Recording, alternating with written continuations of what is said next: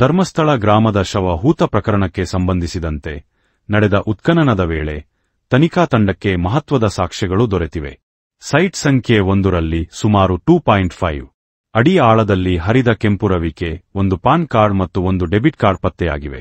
ಈ ಕಾರ್ಡ್ಗಳಲ್ಲಿ ಒಂದರಲ್ಲಿ ಪುರುಷನ ಹೆಸರು ಇದ್ದರೆ ಇನ್ನೊಂದರಲ್ಲಿ ಲಕ್ಷ್ಮಿ ಎಂಬ ಮಹಿಳೆಯ ಹೆಸರು ಇದೆ ಎಂಬುದು ತನಿಖೆಯಲ್ಲಿ ಬಹಿರಂಗವಾಗಿದೆ. ದೂರುದಾರರ ಪರ ವಕೀಲ ಮಂಜುನಾಥ್ ಎನ್, ಈ 2 ಗುರುತಿನ ಕಾರ್ಡ್ಗಳು ಮತ್ತು ರವಿಕೆಯ ಪತ್ತೆಯಿಂದ ಪ್ರಕರಣದ ತನಿಖೆಗೆ ಹೊಸ ದಿಕ್ಕು ಸಿಕ್ಕಿದೆ. ವಿಶೇಷ ತನಿಖಾ ತಂಡ ಶ್ಲಾಘನೀಯವಾಗಿ ಕಾರ್ಯನಿರ್ವಹಿಸುತ್ತಿದೆ. ಈ ಸಾಕ್ಷ್ಯಗಳು ನಮಗೆ ಹೊಸ ಭರವಸೆ ಮೂಡಿಸಿವೆ ಎಂದು ಮಾಧ್ಯಮಗಳಿಗೆ ತಿಳಿಸಿದ್ದಾರೆ.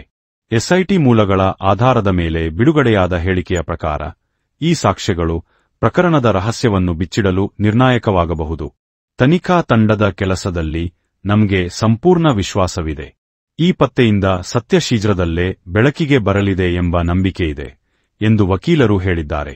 ಈ ಘಟನೆಯು ಧರ್ಮಸ್ಥಳ ಗ್ರಾಮದಲ್ಲಿ ಭಾರೀ ಕುತೂಹಲ ಮೂಡಿಸಿದ್ದು, ತನಿಖೆಯ ಮುಂದಿನ ಹಂತದಲ್ಲಿ ಈ ಸಾಕ್ಷ್ಯಗಳು ಯಾವ ರೀತಿಯ ಮಾಹಿತಿಯನ್ನು ಬಹಿರಂಗಪಡಿಸಲಿವೆ ಎಂಬುದನ್ನು ಕಾದು ನೋಡಬೇಕಾಗಿದೆ.